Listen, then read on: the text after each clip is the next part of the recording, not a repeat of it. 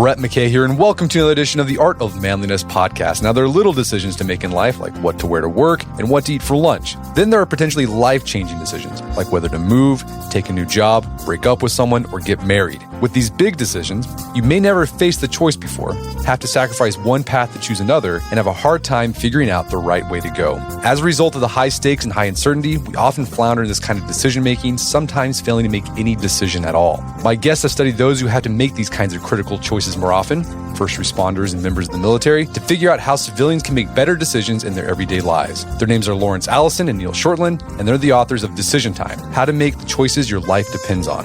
Today on the show, Laurence and Neil explain the mistakes people commonly fall into when making big decisions, including getting stuck in a cycle of redundant deliberation where you forever circle around the options without ever pulling the trigger on one. They then unpack their model for more effective decision-making, including why it should follow a foxtrot pattern, and how to know when it's time to stop ruminating and finally make a choice. Along the way, we discuss the importance of self-awareness in the process and what it is you need to know about yourself to make better decisions. After the show's over, check out our show notes at aom.is/decisiontime.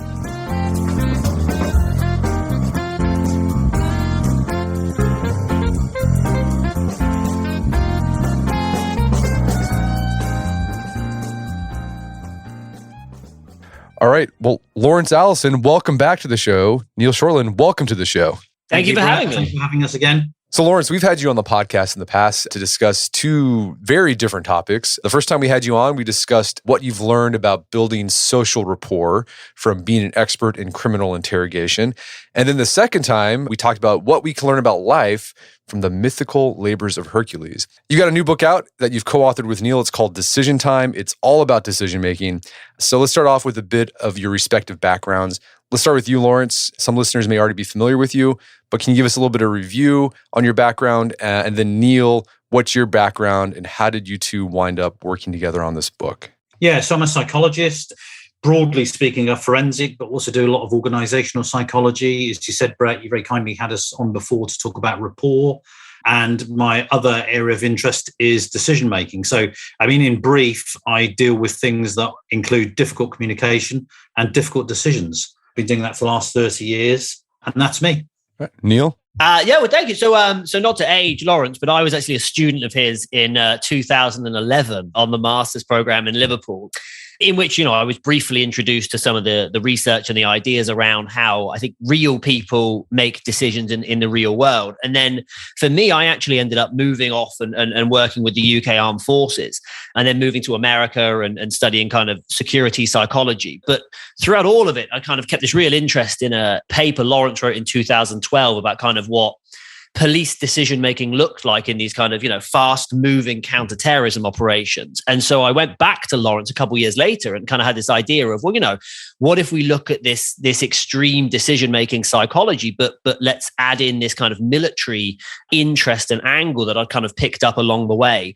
So for the next, 5 or 6 years, we kind of worked with the army over here and the army in the UK and lots of different agencies studying the real human process of making, really difficult, high uncertainty decisions. And then I think kind of, seeing the positive outputs of kind of Laurence writing Rapport and a book really aimed at the general population and translating our kind of psychology for a much larger audience, we kind of had a thought that a really nice idea would be to do the same thing with decision making, because the more you talk about studying decision making with everyone in your life, the more they tell you they really need help making decisions and they wish they understood their own decisions. And so that kind of brought us, I think, to the point of writing Decision Time, which was, this translational piece of all of these soldiers and police and fire and all these difficult decisions we'd studied and trying to use that to help, people in their everyday lives with the decisions that they kind of focus on and struggle with. Okay, so this type of decisions you're focusing on in this book are not everyday decisions. They're not like, what am I going to have for lunch? As you said, Neil, these are extreme decisions, like 1% of decisions people have to make. In the military and the police, I can see the type of things that people have to make a decision, whether to engage with an enemy, shoot, not shoot. For an average person, what kind of decisions, extreme decisions, does a regular person have to face?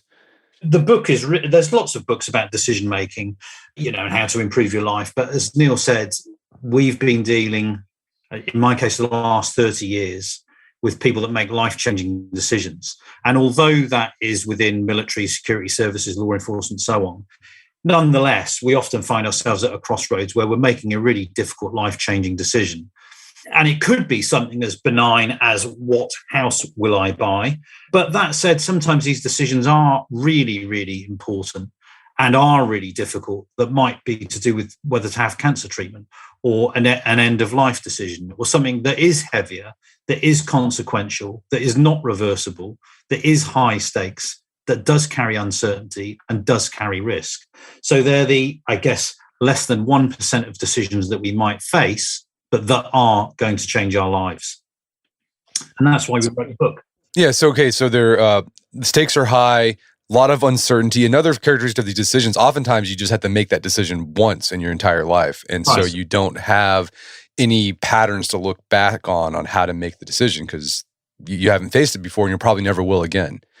I think one of the things that I'd add is so from when we were doing the original work with the soldiers, I remember talking to a kind of a VA clinician about the kind of decisions that we were specifically focusing on. And the way she phrased them, which I always really liked, was she called them kind of, shoulda, woulda, coulda decisions. And what made these decisions that we studied so tricky was that when the people made the decision, you could realistically see that both options could be good and both options could be bad. And very few decisions actually truly present in that way. And it makes them very difficult to make, because even if you choose, path A, it's very easy to convince yourself that path B also, could have been as good.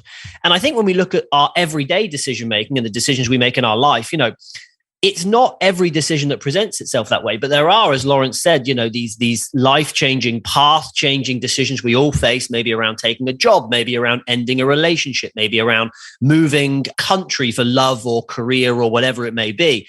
And if it's those decisions that both options could be really good or could be really bad, you've never had to make that calculation or that decision before, and there is that high uncertainty. We've all experienced that, but as Laurence said, it's a rarer form of decision, but the impact and potential of these decisions is so much higher. And then the other thing that makes choice so difficult, and from a psychological standpoint, is in order to choose one course of action, you necessarily have to sacrifice what the other course of action is offering you. And very few forms of decisions make you have to do that. And it's a specific form of decision making, but it is psychologically, I think, the most difficult, because you have to sacrifice, you have to argue to yourself, and you're starting from a place of really not knowing whether A or B is the right choice or the right outcome for you. Just to follow up on Neil's thing, just by way of giving an example, we talk about in the book, we compare, which might be a weird comparison, but we talk about the Thai cave rescue, where what Neil was saying is, if you take one course of action and you send a SEAL in to go and save the kids, once you've committed to that course of action, it could go wrong, but you're not going to know whether that goes wrong until you commit.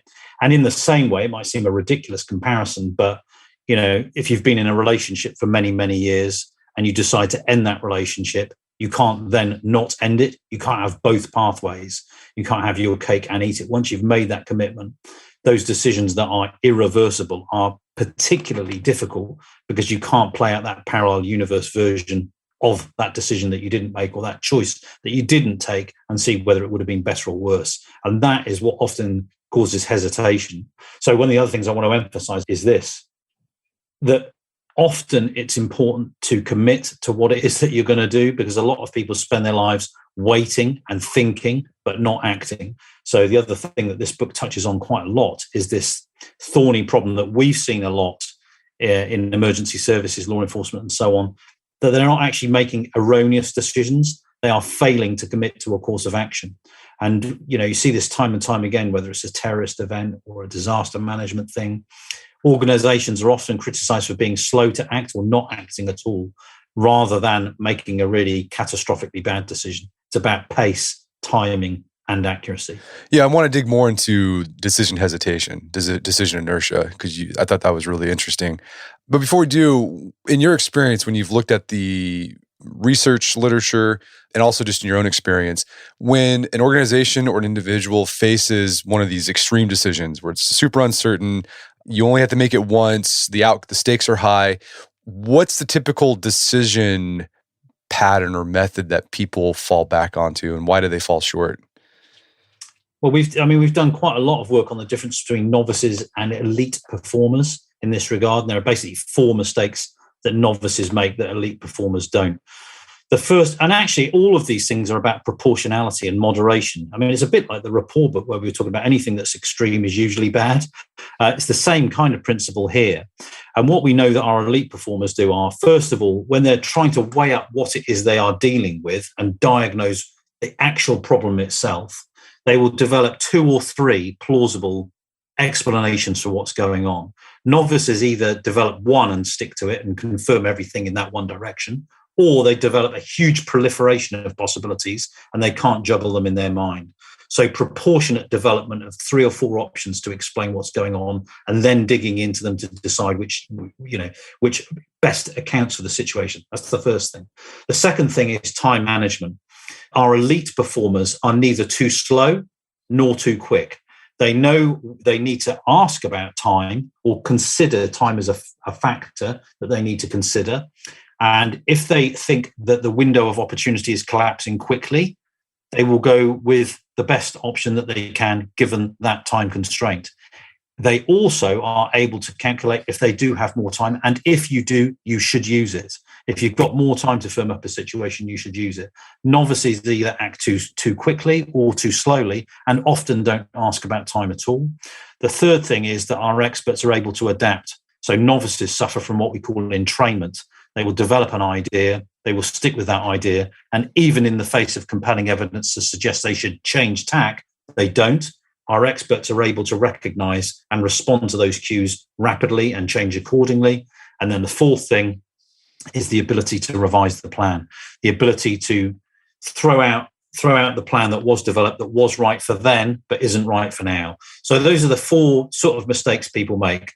Too much faffing around trying to figure it out, not considering time at all, or just pondering forever, failing to adapt to the new circumstances, and being unprepared to revise. Our elite performers don't do that. But I've got to say, our elite performers are rare. Why?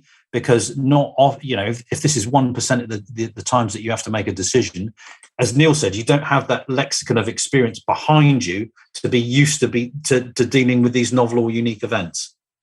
Yeah, and I think most people, what they do when they face a tough decision, at least this is my method, is I'll go online and see, well, did someone else have this problem?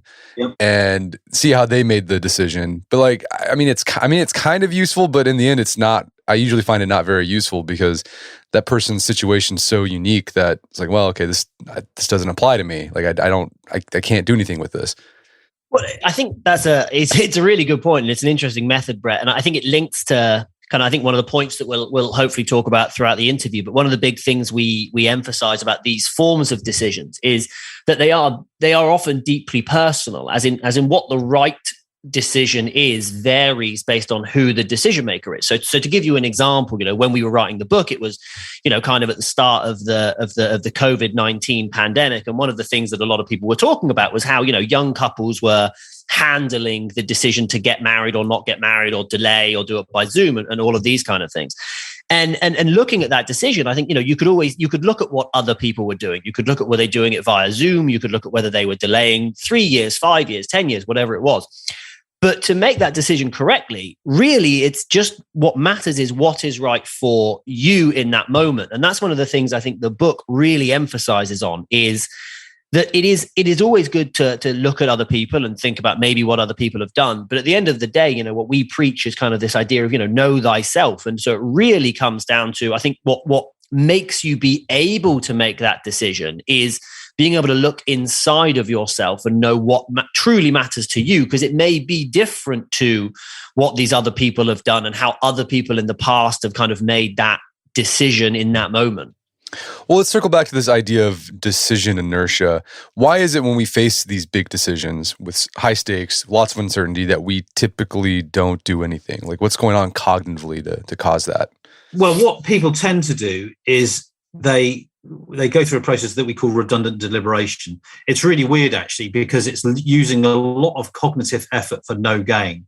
They will think about option B and think about all the permutations for option B. They will think about option A and all the permutations for option A, and they will just not be able to decide between the two because they don't want to commit They don't want to end that relationship. They don't want to have that cancer treatment because not having it could be better, or staying with the same person could be better. So they sort of in perpetuity just keep circling around and around these plausible options. So, I mean, my view that I use myself, two things that I ask myself that I think are useful when you're faced with these are, one, do I have to decide now? You need to understand whether that decision is fast-paced or slow-paced. And if it is fast-paced, maybe you need to make a decision now. But most decisions aren't super fast. And so therefore you do need to slow things down and seek more information. But you can't put an infinite timeline on it. You have to put something that's proportionate. The second thing that I always ask myself is this: what is the goal? What do I want this to end up looking like? And, we've found it with police before, or even just everyday decisions. People get fixated on the decision, but not the end point, not the goal. What is it ultimately that you want out of this? And Neil, I don't know if you want to talk about your own personal experience with your wedding, because I know we went through it ourselves, but, there was a lot of debate. But when you articulated what the goal was, the decision presented itself easily. So I don't know if you want to give that example. Well, I mean, I can, because I think it's interesting. So when we think about indecision, and I think one of the really interesting things about I mean, Laurence's work historically on this, and some of the things that we brought into the book is, psychology is kind of the emphasis on stimulus response, and most of psychological research is set up to force the person to choose something and assess the choice that they made. So the idea of, I guess, studying the absence of a choice is actually quite psychologically odd. But one of the things that we see is it's really, really pervasive, and you see it, in everyday life. And there are different ways that people try and avoid decisions, from avoiding it completely to knowing what they want, but never, as Laurence mentioned earlier, never actually behaviorally committing to it. And it's a really easy pattern to fall into. And when I think about your question, Brett, how do we kind of overcome it, and what kind of causes it? I think the thing that I always come back to, I think, is fear and courage being essential here. Because when you look at a true difficult decision, so what we would call a least worst decision that we kind of talk about in the book. So that they're all the examples we gave earlier: leaving relationships, changing jobs, moving countries, divorces, how to have a marriage, all this kind of stuff. Choosing something and committing to a course of action requires great courage, because that in doing so, you're actively losing something by choosing the choice that you've made. And so I will give the example that Laurence gave, that I think a lot of young couples faced in 2020. So I was with my now wife, spoiler, I guess, to the decision we made, but we had that horrible decision in May of 2020 of, do we get married, via Zoom or some form of kind of stripped down, COVID wedding, or do we delay and have, the big 100-person, 150-person wedding that we'd spent, 2 years planning. And we ended up choosing to get married via Zoom. And why I say that courage is so important is that when we made that choice, and so, we knew that we were going to do it, on the original date, just a few people, completely socially distanced, with no family coming, no friends flying over.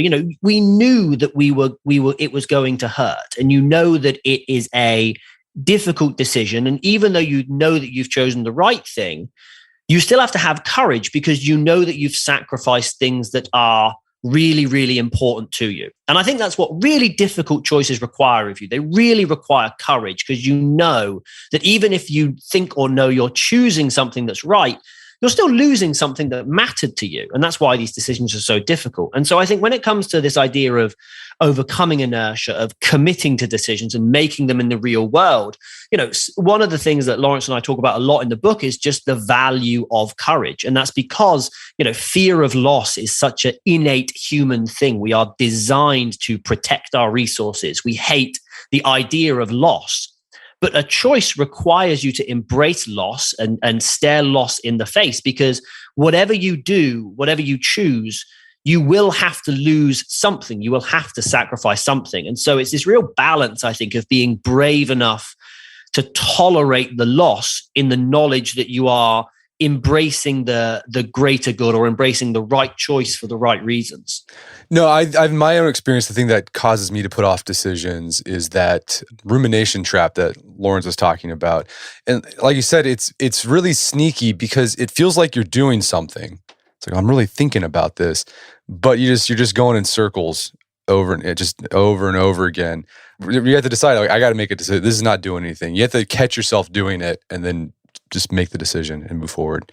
There's this kind of almost this curve of diminishing returns, right? And so we've planned this study recently where we kind of, we get people to make a series of decisions, and we ask them if they want more information, right? And there are about 5 different information injects.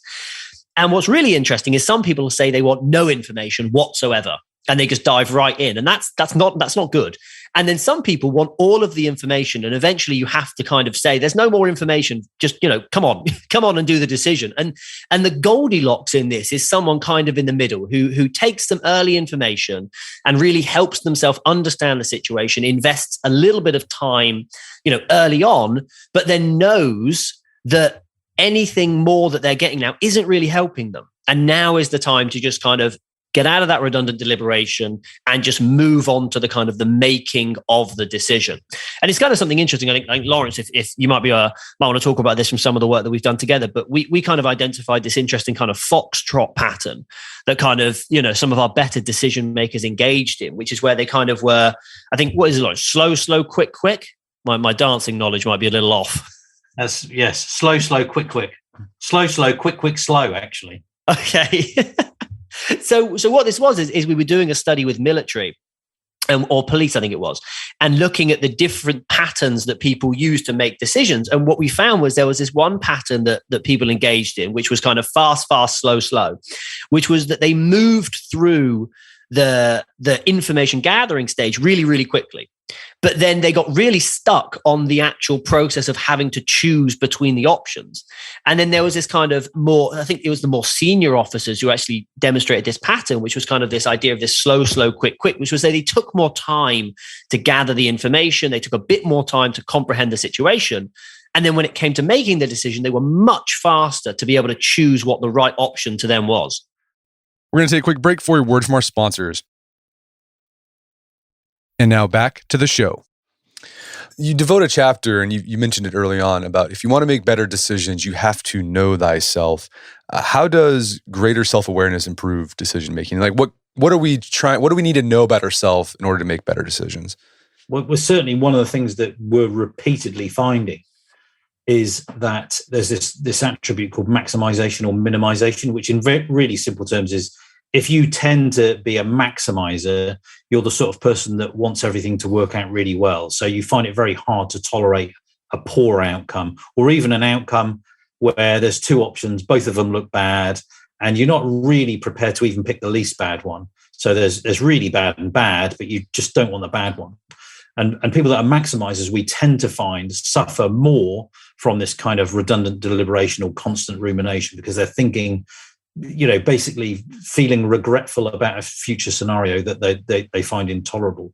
Whereas minimizers, which is the kind of alternative sort of thinking approach, is, okay, this is not ideal, but I'd rather have this least bad option than the really bad one. So part of this is knowing whether you're a minimizer or a maximizer. And they're not necessarily one better than the other, but if you score very high on maximization, you tend to be the sort of person that will ruminate in perpetuity. So that's one function.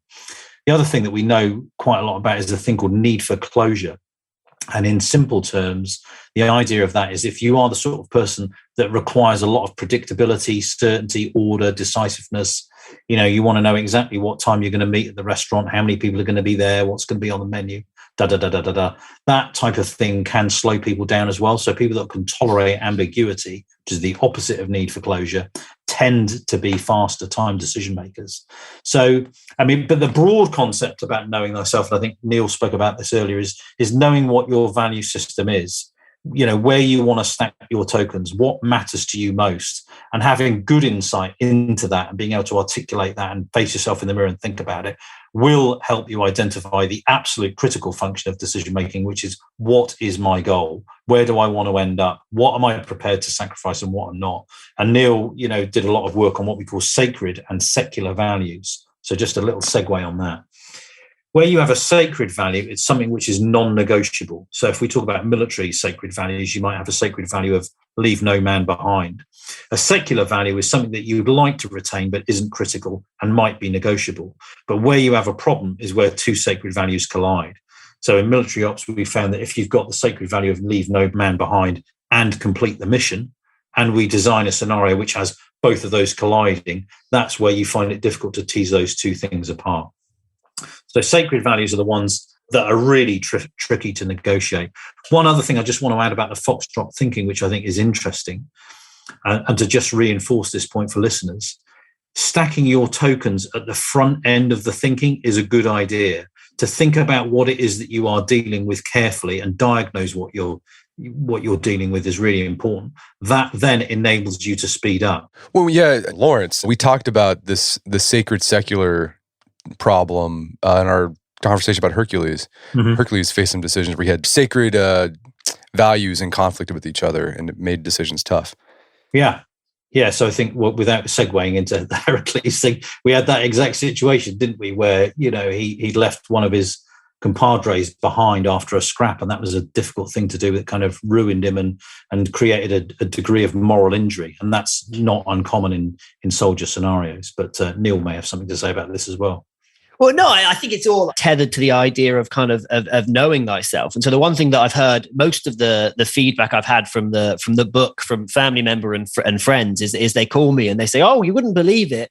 I'm a maximizer." And I'm like, well, yes, objectively, I probably could have told you that. And they always say, well, it's a bad thing. And it's not a bad thing. Being a maximizer or isn't a bad thing. But knowing yourself means that you know what your miss is going to be. And so what we talk about in the decision making is that, there are times to be a maximizer and there are times when you really can't maximize. And what you want to avoid is the attempt to maximize in a non or unmaximizable situation, right? And so I think it's really kind of one of the important things that knowing thyself means is kind of, the pattern you're going to fall into, what your personality trait is and what you're going to want from a decision. And sometimes it's about knowing that the decision that you're facing just isn't going to let you have everything, and accepting that and being able to move on. And I think that links to what Laurence was just saying, this kind of the second part of knowing thyself, which is literally about, knowing thy values. And one of the formative books, as we were writing the original book, we wrote a book called Conflict, How Soldiers Make Impossible Decisions, which kind of was our platform for writing Decision Time, was Mark Monson's book, The Subtle Art. Basically, the art to a happy life, or the art to happy living, is knowing the one thing that you care about so much that you're willing to sacrifice everything else. And that, I think, has always been our kind of framework of knowing thyself, and this discussion of sacred values is looking at a decision and knowing the one value, if you can, the one value that absolutely matters more to you than anything else. And it's really difficult to do. And, we give examples in the book from people that we've met and people that we've worked with. And, we have friends who we've watched face these kind of decisions. You're given this brand new promotion or this brand new job opportunity, and it's really important to you that, you chase your career and you have value in your work and you achieve everything you can. But that's running directly against something else that might be, investment in the family and spending time with your young children and your wife as they grow up and they do these foundational moments of taking their first steps, saying their first words. And what a good decision maker has to be able to do is to sit there and work out, I have two values going against each other. And whatever choice I make, I'm going to run over one of those values. So which one can I absolutely not sacrifice in any way? Is it, myself, my career, my confidence and my identity, or is it me as a family member, me as a father, me as a, contributing to the household? And if people aren't able to know thyself and know that value, then, and links back to the Heracles, example that Laurence gave in your prior podcast of you actually risk this idea of moral injuries. When you make a decision that sacrifices something that's truly, truly important to you, that's a specific form of trauma that you can have, from making the wrong decision in a crucial moment. And so all of our model of decision making, it's all based on, first and foremost, knowing who you are, knowing your patterns and your tendencies and your psychology, and then really being able to work out what actually matters to you when it comes to making this decision, whether it's the goals or the values. Well, let's move on and talk about your decision-making model. It's called STAR. It's an acronym. And the S in STAR stands for situational awareness or storytelling. What's involved in developing good situational awareness? I mean, any questions people should be asking when they're faced a decision, they're trying to get their bearings on the situation?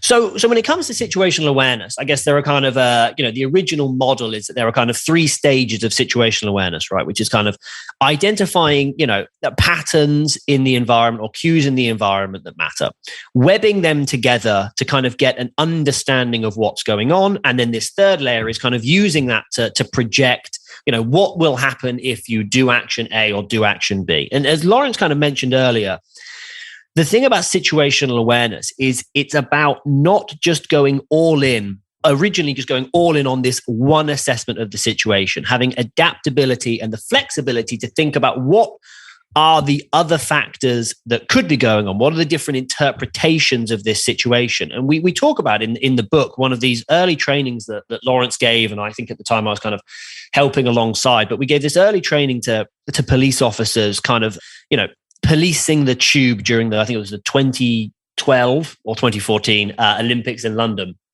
And what we talked to them about was this idea of, when you're stressed, when you're tired, when you're hot, when you've got all of these things going on, you're running out of resources. And the natural pattern is to think what's going on, to not test it, to not think of alternatives, and just to basically just go all in on this, this one assessment of the situation.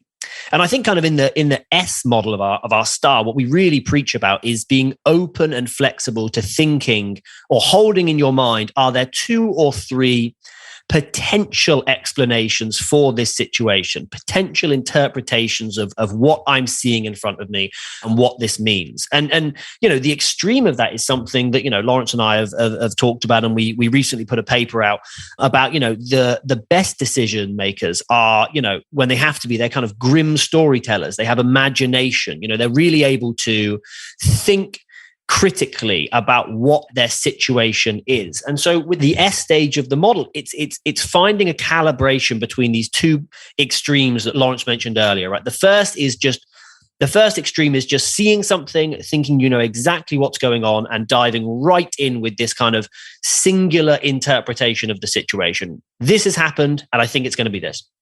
On the very, very other end is not really knowing or committing to any kind of interpretation and just thinking that, well, there are 100 things that could explain this, and I can't really move forward because I don't really know possibly anything that's going on in this situation. And in the middle, there's this kind of sweet spot of being able to identify a few plausible explanations and taking the time to kind of game those explanations against each other to really get the best understanding of the situation that you can, because everything about a decision stems from what you actually think is going on and how you're interpreting kind of the information that's in front of you. The key takeaways from that, I think, are don't over ruminate about every possibility. Conjure in your head 2 or 3 possibilities and make sure that one of them, which I know is a bit unpleasant, but one of them should be, what's the worst case scenario here? What is if I think this is going on, okay, I don't really want to go there and think it's maybe this bad, but you know what? Perhaps I do need to think it's maybe this bad, because then the shock of it being that reality is less damning and you are prepared to deal with it. So simple takeaways, think about what it is you're dealing with. Have no more than 3. I mean, that's a bit of a rule of thumb, but it's hard to have in your mind more than kind of 3 possible situational models about what you're dealing with. Make sure one of them is the worst possible scenario. Okay. And what's interesting that all of this, like you're admitting that you don't know what the situation is exactly because you have 3 different options. Yeah. So you are alive to the possibility that there are 3 ways to explain what it is that you're seeing. So say you want to end a relationship, or I think we talk about a mastectomy there, whether you're going to have your breasts removed in relation to cancer. You want to sort of think about, what does this look like? What's the worst case scenario? What do I value? Maybe this could happen, and this could happen. 3 options: best case scenario, worst case scenario, somewhere in between. But don't ruminate on that forever. At that point, it gives you some kind of idea about how much, what work you need to do to disentangle whether it's more likely to be 1, 2, or 3. In the same way that perhaps someone that's dealing with an illness is going to be looking at it. Someone comes to the doctor and they present with various symptoms. That doctor should be thinking, well, this could be this bad. It could be cancer. And therefore, what do we need to do to firm up whether it is? What tests do we need to do that? However, it could be something benign. And that's a plausible scenario as well. And it's at that stage that you should seek to interrogate information that will help you push forward one of those three scenarios more than the other. But like I say, when you're considering these existential pathways, you do have to contemplate the worst case scenario. It gives you much more stretch in your imagination to be able to deal with what is going to eventually be coming at you. All right, so the next part in the STAR model, T, stands for time mastery. Why is when we make a decision important? And then what happens if your timing is off? Because if it's imminent and the decision's moved past you, you're knackered, basically. I mean, it does surprise me how often people don't even consider time. I mean, our really poor decision makers don't even ask about it. They don't think, do I have to decide now? How much time have I got? They just think they've got all the time in the world. And, for most of us, most of the time, happily, we do have a bit of time to think about a decision. I mean, in military situations, that isn't always the case. But sometimes even in our own lives, there is a time limit on which we should really, I mean, I've spoken to countless people, police officers that have stayed in the same job for years. And for, every year they're saying, I kind of feel a bit burnt out with this job and maybe I should change and I'm not giving enough time to my family. What do you think? And then we'll go through all the possible scenarios that they could do, and maybe they could change this or they could change to another unit, blah, blah. And then they'll come back a month later, same thing, and again, and again, and again. And if you don't have that externally imposed time pressure on you with a shoot, no shoot decision, you can just keep extending that deadline forever. So ask, do I have to decide now? More often than not, you don't have to decide imminently. But if you don't have to decide imminently, then you need to start thinking about what is a reasonable amount of time to allocate to this decision. And a pretty good tip to tell you that you have now run out of time is if you keep asking the same questions and you keep getting the same information, then you really don't want to be waiting a lot longer because there is no new information and you do now need to decide. What happens if you have to make a decision now? Is there a heuristic that people can use to know like what's the right thing to do or the best thing to do in that situation? Very simple terms, least worst first. This is bad. This is awful. Let's go with bad. If there's a huge time pressure and you absolutely have to make a decision right now, and you honestly are staring at 2 or 3 horrible or bad options, the only thing to be able to do is really say to yourself, what is the one option or the one miss that I cannot tolerate?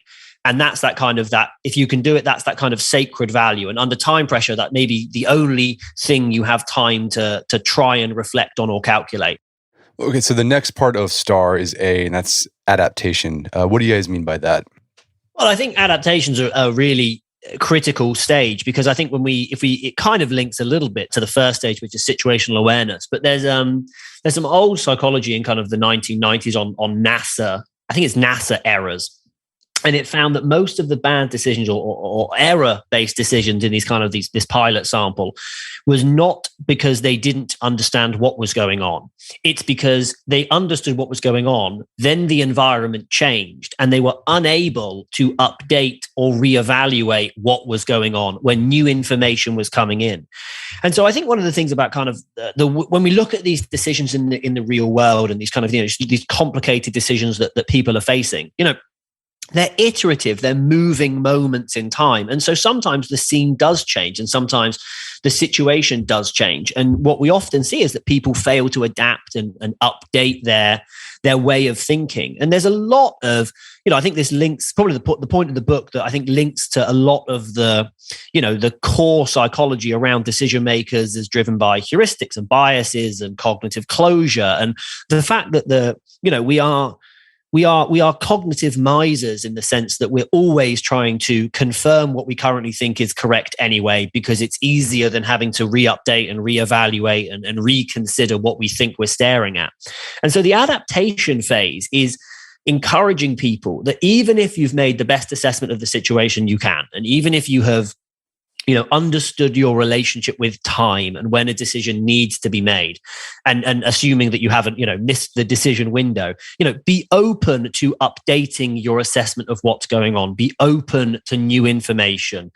Be willing to ask if things on the ground have changed, if your current understanding is no longer in date and needs to be updated. And it's just an exercise in almost good cognition, good cognitive healthy behavior to reevaluate, re-update, reintegrate, and just to check that what you think is going on and assessed is going on is still there. And it's really difficult. So, one of the examples we have in the book is this interesting case of this guy, Jack, who, he's offered this job out of the blue. And it's kind of a shiny new job with a shiny new promotion. And if anyone's ever been offered a job or offered, an opportunity, suddenly the way you evaluate the current job, you're almost looking for the negatives now. You've been offered this shiny new thing and, it changes the way you look at everything around you, right? And that's the brain, that's the mind trying to make the decision easier by stripping away uncertainty and just closing itself off to, any alternative way of thinking. So when we make decisions, our cognitive structure is sometimes working against us to make things simpler. And so adaptation in dynamic and difficult decisions is absolutely essential because people need to keep checking that their assumptions are correct, keep checking the situation is what they think it is. Is there anything new? Is there anything different? Is there a bit of information that really needs me to think differently, that something else is actually going on here, that something has changed since I started trying to work through this decision? And, it's just one of those critical stages that, we often don't see, in that old research has found it, our own research has found it, that, people really need to focus on being adaptive and making sure that their assessment is always in time with kind of, what they're facing. So the final part of STAR is R, and that stands for revision and resilience. And this can be a really hard part because often our tendency is after we've made a decision, we've taken action, and we're doing it. Even though we get new information and we see we should probably adapt, it's really hard to go back on your decision. You're like, well, I made the decision. I got to stick with it. So how do you figure out whether or not you should stick with a decision or you should bail and change your mind and do something else?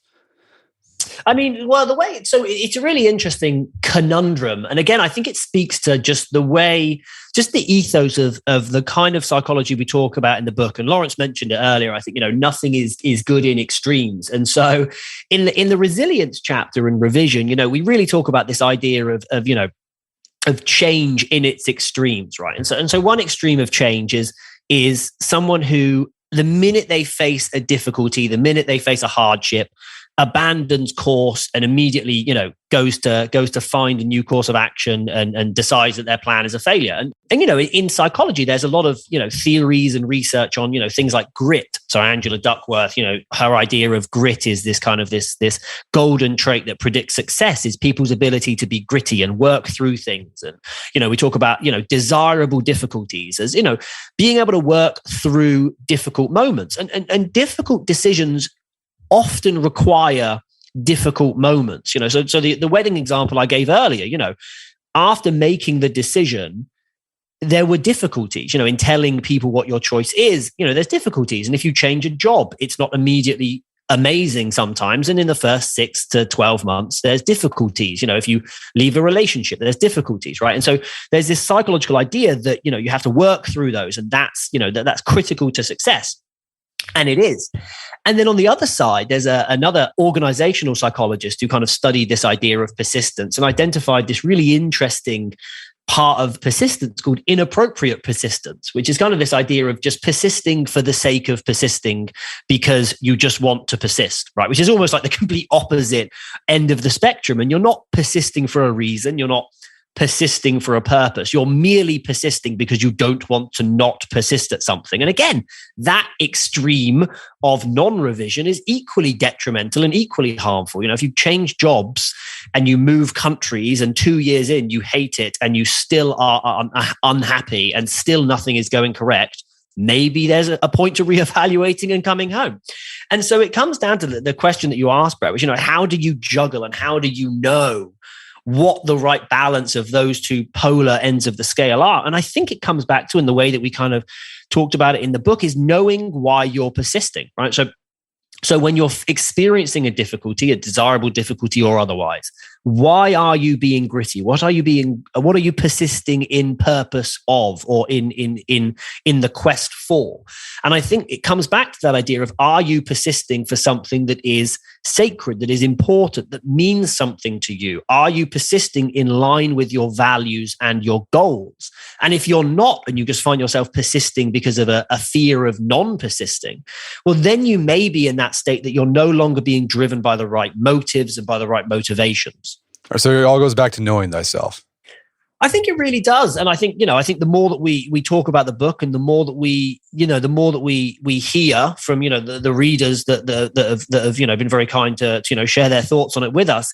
That's what I think it comes down to from one of the big parts, I think, when we wrote it, and what people are reading from it, is the value of knowing thyself. And it's difficult, because I think, especially if you're young and you're thinking about your values, values change. Knowing yourself, the personality may be slightly more rigid, but things that are sacred to you, that matter to you, that are really important to you, they change. And it's almost like working out. It's something that you do need to consciously often think about what matters to you, reflect on it, update what is actually sacred and important to me. And Laurence and I, we had a long walk on the beach a few weeks ago where we talked about our values and our goals. And it's interesting that I have kind of, as I've grown up, I'm experiencing, sacred value shifts in real time. And you can't make a good decision unless you know what the most important thing to you is. Because, the real risk here, I think, the one of the risks is not making a decision, but the other risk is making a decision driven by a value that you think is the sacred one, and finding out after you've made the decision that it really isn't. And that's not a state I think we'd wish on anyone, and something that, really this book is aimed at trying to help people avoid. So while I think the STAR model is critical, because I think it really talks about what I think real life difficult decisions look like, we can't take away from just the importance of knowing who you are and what really matters to you when you're kind of looking at making these kind of, fork in the road, life-changing decisions. Well, Laurence, Neil, this has been a great conversation. Where can people go to learn more about the book and your work?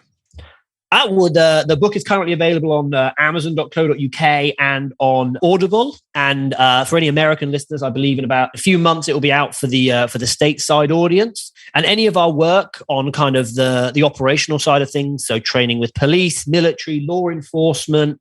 We have our Ground Truth website, which Laurence can correct me if I get it wrong. It's ground-truth.co.uk, but that's where we kind of work with all of the practitioners on our decision-making trainings and our rapport trainings, and any of that, or our Twitter feeds if you, I guess, want to see our opinions on current events. Fantastic. Well, Laurence and Neil, thanks for your time. It's been a pleasure. Thank you, Brett. Great to speak to you.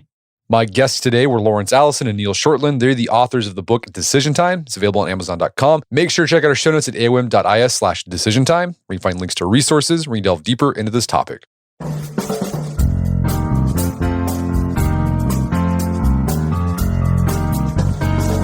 Well, that wraps up another edition of the AOM podcast. Make sure to check out our website at artofmanliness.com, where you can find our podcast archives, as well as thousands of articles written over the years about pretty much anything you think of. And if you'd like to enjoy ad-free episodes of the AOM podcast, you can do so on Stitcher Premium. Head over to stitcherpremium.com, sign up, use code Manliness at checkout for a free month trial. Once you're signed up, download the Stitcher app on Android or iOS, and you can start enjoying ad-free episodes of the AOM podcast. And if you haven't done so already, I'd appreciate if you take 1 minute to give us a review on Apple Podcasts or Stitcher. It helps out a lot. And if you've done that already, thank you. Please consider sharing the show with a friend or family member who think we get something out of it. As always, thank you for the continued support. Until next time, it's Brett McKay. Remind you to not listen to the AOM podcast, but put what you've heard into action.